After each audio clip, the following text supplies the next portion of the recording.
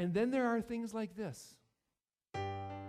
Let no corrupting talk come out of your mouths, but only such as is good for building up, as fits the occasion, that it may give grace to those who hear.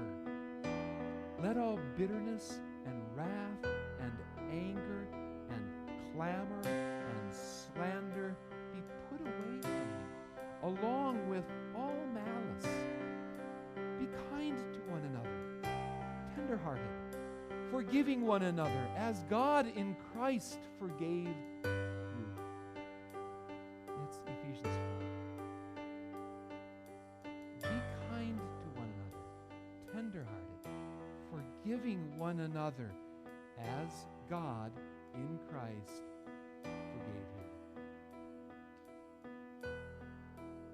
Let no corrupting talk come out of your mouth. You might say, this is impossible.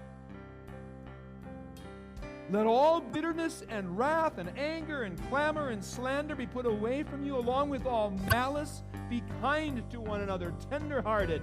You might say, this is impossible. Forgive one another as God in Christ forgave you. This is impossible.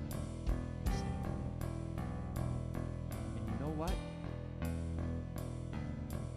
It is impossible. It is impossible. You can't forgive someone as God in Christ forgave you. You can't put away bitterness and wrath and anger and slander and malice. This is impossible. You cannot always be kind and tender-hearted. Impossible. You cannot see yourself as the tax collector instead of the Pharisee. Impossible. You cannot help but be the unmerciful servant. It's impossible. You cannot look to the interests of others and in humility count others better than yourself. Impossible.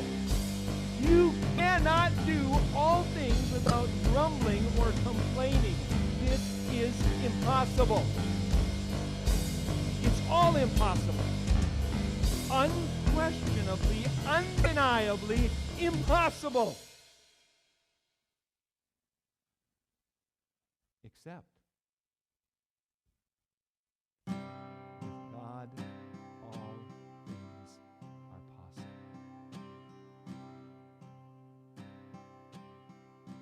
It is all impossible, except for the power of God at work in your life.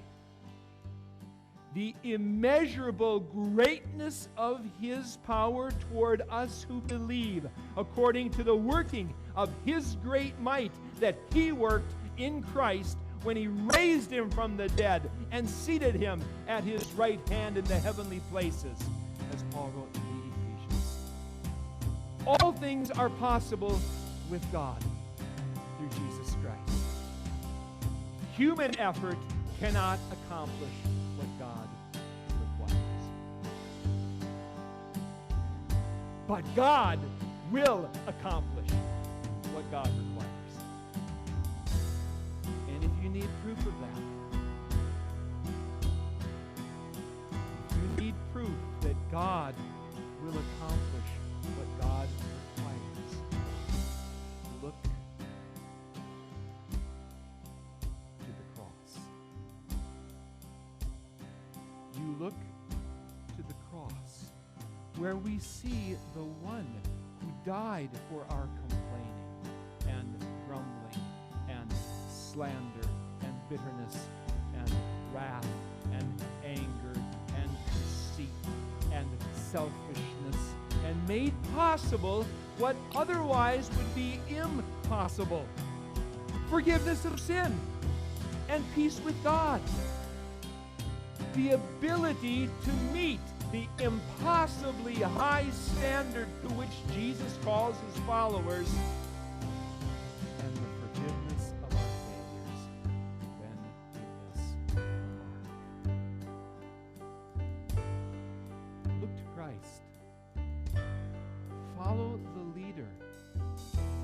Learn from him, especially through his love letter to us, the Bible. Know him. Trust him. Obey him.